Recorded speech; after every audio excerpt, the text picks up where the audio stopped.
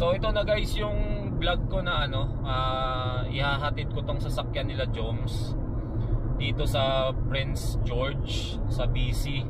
So ito guys yung first time kong mag-drive ng papuntang BC. Pero yung nakaraang araw nag-drive na rin ako, pero sa kabilang Ibayo naman siya, no.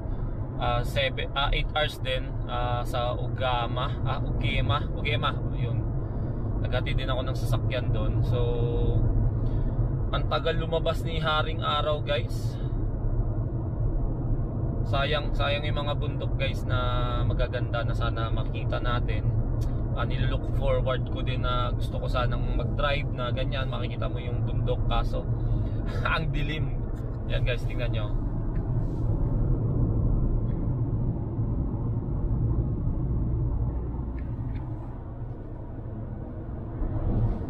Diba guys, ang dilim. So umalis ako guys sa Edmonton alas 4 ng umaga. Ngayon 7:45 na dito. Ilang oras na lang ba? 4 hours and 15 minutes na lang. Nandun na ako kanila Joms. So mamaya guys, balikan natin yung mga bundok, baka sakaling makakita pa tayo, no?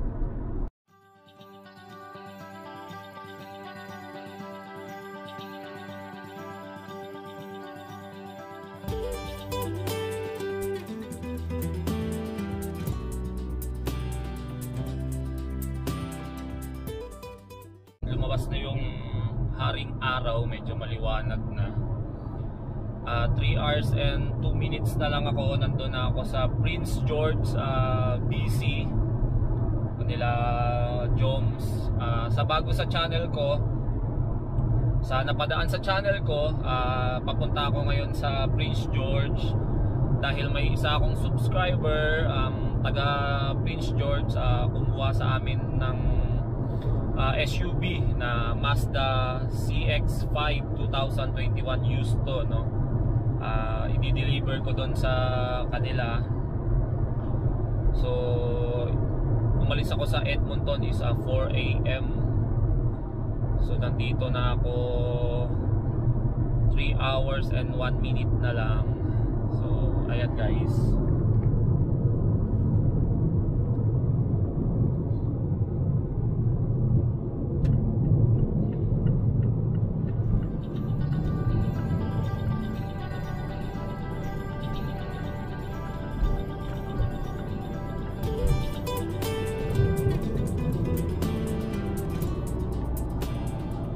Drive muna tayo guys, tapos hanap tayo ng gas station.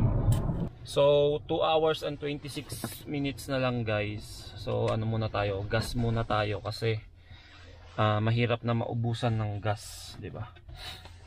Ako pag may nakita ko mga gas station tapos lampas na kalahati na yung gas ko, magagas na para sure ball.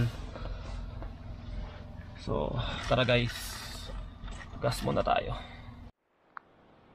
Guys, papakita ko lang sa inyo yung view dito habang nag-stretch ako ng legs, no? Habang tapos na ako magpagas. So ayan yung view.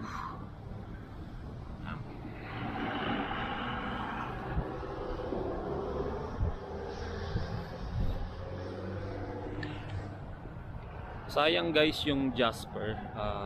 Madilim pa kasi kanina eh. Kaya nakakahinayang, sayang. Isa sa mga magagandang pinapasyalan dito sa Canada, kaso ayun, trabaho tong ginagawa natin, hindi pasyal, kaya ayun.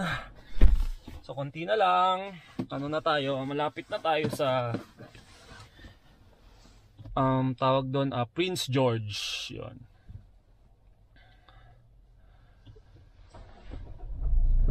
So balikan ko kayo guys pag pag nandun na ako.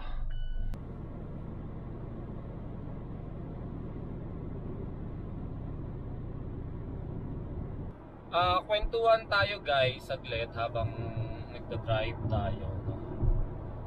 Kwentuhan tayo about itong trabaho ko na to na lot attendant. Actually hindi lang siya lot attendant eh. ano siya, transporter. So si Jason Statham muna ako ngayon guys. So ayun nga, kwentuhan tayo about dito sa trabaho sa Canada, no? So kung nakikita nyo, ayan ang trabaho ng lot attendant. Inuutusan minsan kumuha ng sasakyan, kung ano ang iutos. Katulad din ito, i-deliver ko yung sasakyan. So ayan guys, kung nakikita nyo, malayo yung dinadrive ko. Sa mga napadaan sa channel ko, papunta ako ng Prince George, BC, British Columbia. So guys, excited din ako na makarating dito sa BC kasi ito yung first time ko. Since dumating kami dito sa Canada, first time ko British Columbia. So ayan guys, kung nakikita nyo naman, ilang oras yung biyahe. Tsaka dito guys, iba sa Canada, no? Yung 7 hours dito guys, iba kasi ang bilis ng takbo ko dito guys. Minsan 160, minsan 180. So di ba, magkaiba talaga. Oops, tika lang, baka may pulis. Ano pa ba? Ayun guys, gusto ko lang sa inyo i-share na walang madaling trabaho dito sa Canada, no? So lahat talaga pagtatrabahuan din natin. Sa experience ko dito sa Canada, 3 yung pinagtrabahuan ko. Yung freezer, yung TCS. Kung makakausap ko lang sana si Neil, yung subscriber ko na naipasok ko doon, no? Maganda sana para ma-share niya rin sa inyo kung gaano kahirap magtrabaho sa loob ng freezer, tsaka sa Five Guys burger. So di ba guys, mahirap din magtrabaho sa ganun guys, kasi nga lahat gagawin mo rin. Tapos ito, lot attendant nga. So ayun, eventually din maging sales din ako guys, pero hindi ibig sabihin pag sales ka dito guys is may sweldo ka. Dito ang sales walang sweldo, no? Nakasalalay pa rin sa pagbebenta mo ng sasakyan. Doon ka magkakaroon ng commission, parang katulad din dyan sa Pilipinas. So sana sa mga nakakanood ng vlog ko dito sa Canada, mga subscriber ko na parating or may mga kilala kayo, so sana matulungan nyo ako or matulungan ko rin kayo para makakuha kayo ng sasakyan nyo, mapa-approve kayo sa bangko. Basta dito lang guys, sa Canada, basta pwedeng i-deliver, basta pwedeng i-land, wag lang dun sa isasakay kung saan saan, basta pwede lang ibiyahe, no? So yun guys, gusto ko lang iparating sa inyo, no, na hindi madali magtrabaho dito sa Canada. Same lang din para sa akin, kahit sa ibang bansa ka naman siguro, pagtatrabahuan mo pa rin. So yun lagi ang sinasabi ko sa inyo, no? So ito guys yung view ng pinagdadrivean ko.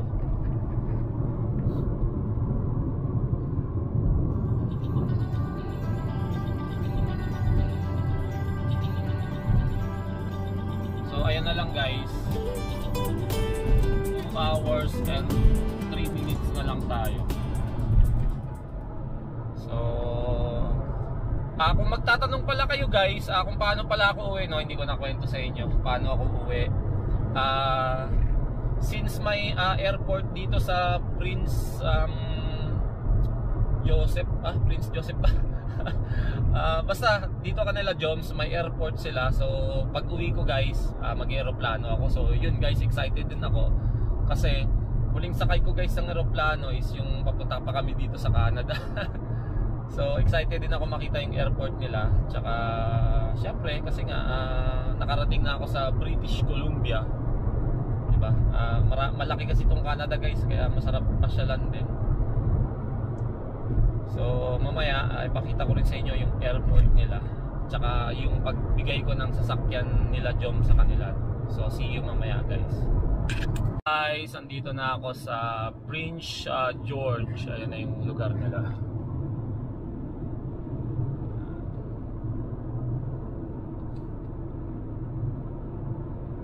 So 16 minutes na lang. Thank you Lord, nakarating na tayo sa BC, British Columbia.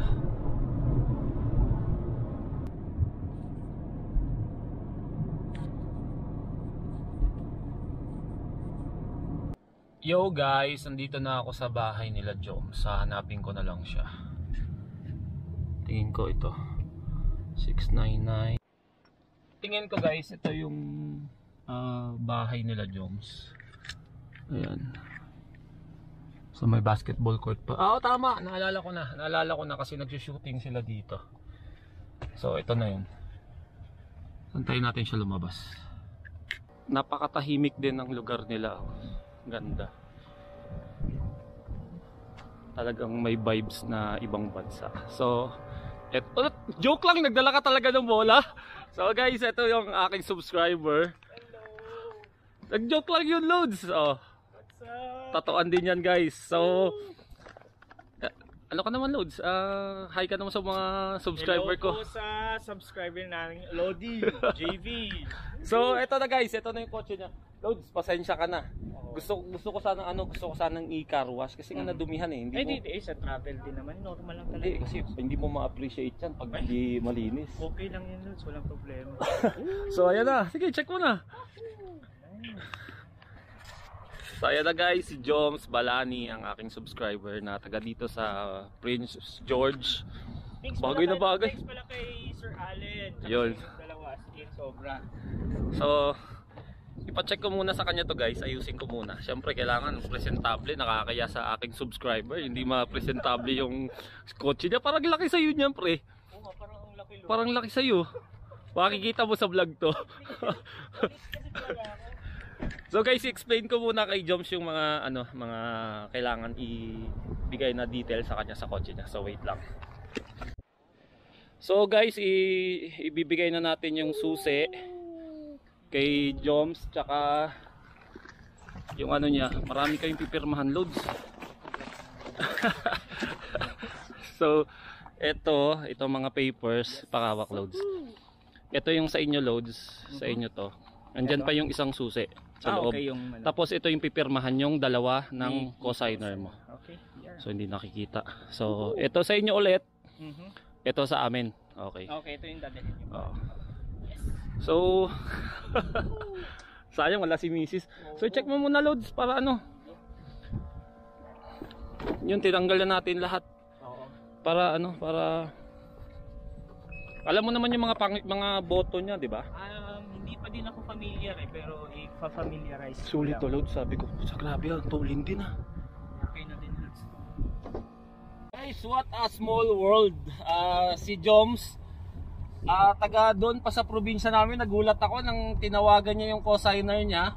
Nag-Ilonggo sila. So sabi ko, mga Ilonggo pala to. Ngayon, yung family nila, taga doon sa Rojas City sa amin, taga Panay sila. Yung mother side ko, taga doon sa Panay tsaka Pontevedra. So malamang kasi pag probinsya, magkakamag-anak eh. Hindi ko alam, baka magkamag-anak pa kami nito eh. So bilyones eh. So guys, driver na siya yun smooth. So ipa-test drive ko muna sa kanya guys. Balikan ko kayo. Yo guys, dito kami sa Tim Hortons.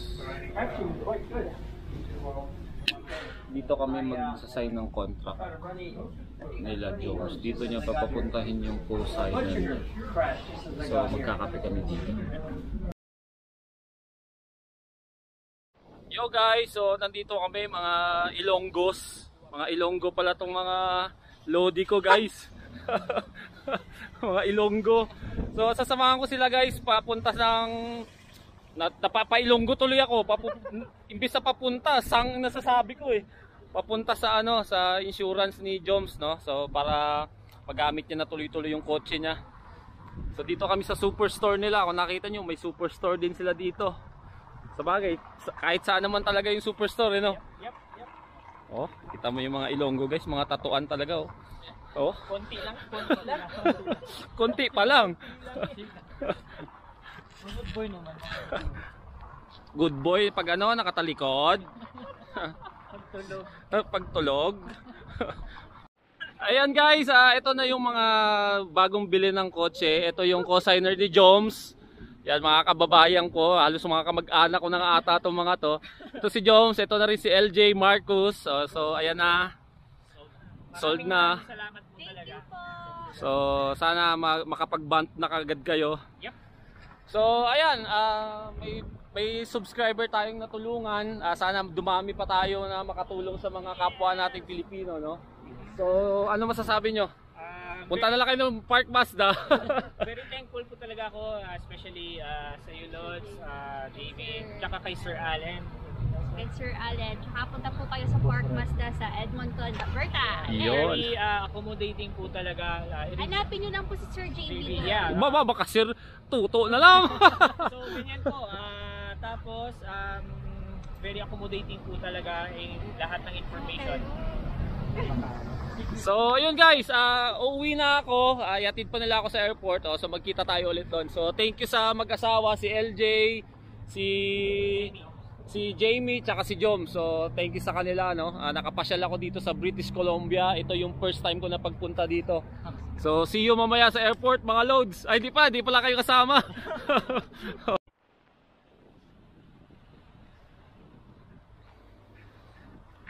So guys, andito na ako sa airport ng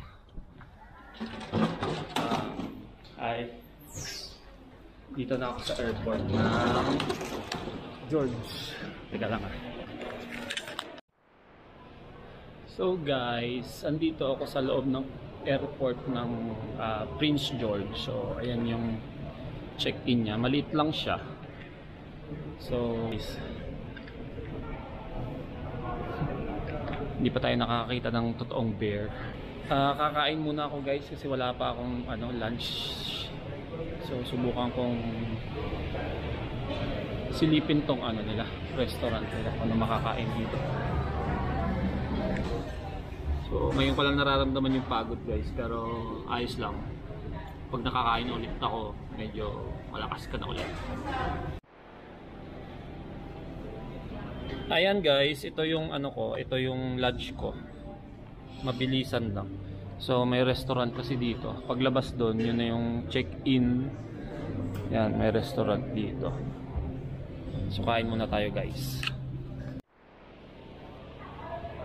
So guys, tapos na ako kumain.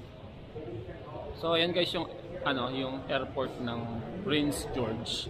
Doon ako pumasok kanina, tapos yan yung check-in. Tapos yan, andito lang yung departure nila. Yan, check-in.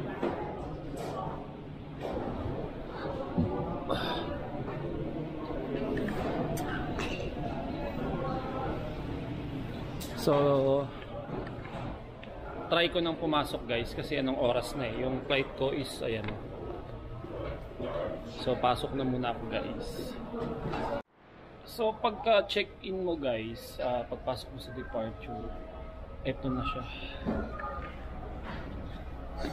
So maliit lang siya. So yung eroplano pala namin is maliit din. Ito na ata yung eroplano namin. So ganyan lang kaliit guys yung eroplano nila. Yan. So isa lang guys yung nila, yung gate nila. Maliit lang naman kasi itong lugar na Prince George, pero kahit maliit guys may airport, di ba? Ayan yung airport nila guys, pakita ko sa inyo.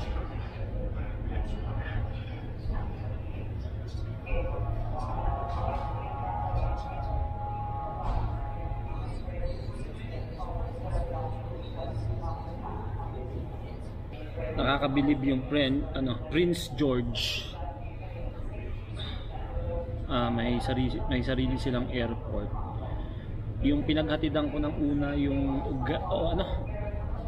Ugema, walang airport. Yung sa may yung dadaanan mo yung Saskatchewan, tsaka Regina. So antay tayo guys ng flight natin. So guys, pa-boarding na kami. So kakauwi na tayo sa Edmonton ulit. Bukas sa Red Deer naman ako, pero di ko alam kung matutuloy ako sa Red Deer. So let's go. So ayan guys, ang airport ng Prince George, parang tulad lang din sa amin sa probinsya, no? Sa Roa City. Yan, maliit lang. So ayan yung aeroplano namin guys, ilan lang. Nakita ko parang 12 lang ata kami.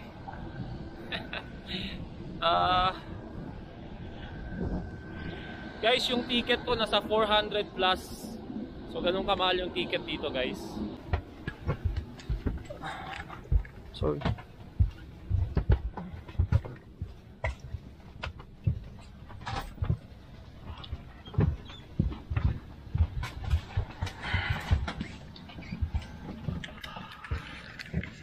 So ganyan kalit guys yung aeroplano, parang bus lang. So pinagbawalan ako mag-video, so malit lang yung plane guys. Papakita ko sa inyo.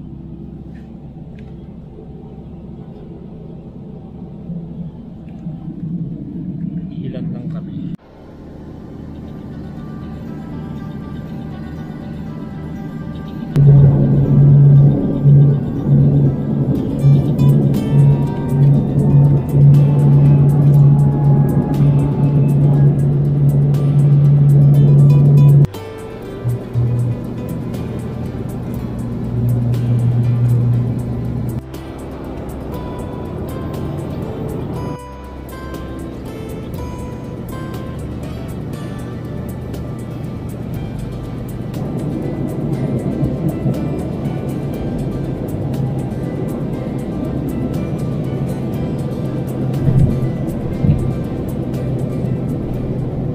So guys, nandito na kami sa Edmonton.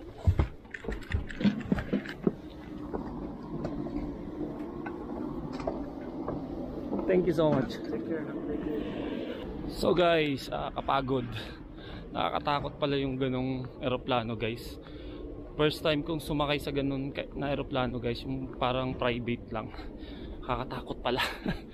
So nandito na tayo sa airport ulit ng Edmonton.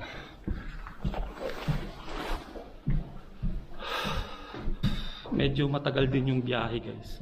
Biruin mo, yung biniyahe kong 8 hours papunta dun sa Prince George, dito 1 hour and 30 minutes lang. So kapagod guys, pero okay lang, experience, diba?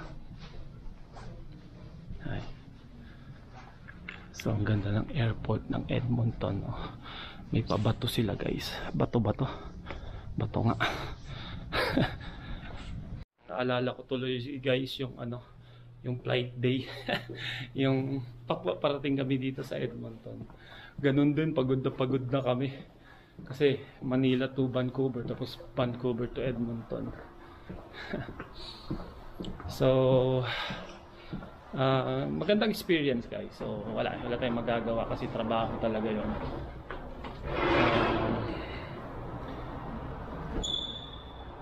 Kailangan nating gampanan ang ating trabaho. So guys, nakauwi na ako. Hindi ko nakuha yung kotse ko. Hinatid ako ni Allen dito sa bahay. So bukas ko na makukuha kasi sarado na yung Park Mazda.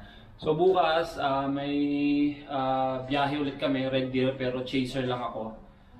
And then thank you sa panonood nyo at sa mga subscriber ko na nangangailangan ng approval sa kotse, na kailangan yung ma-approve sa bangko, mag-cashback, message nyo lang ako, punta lang kayo sa akin para mapatulungan ko kayo kay Boss Red tsaka kay Allen.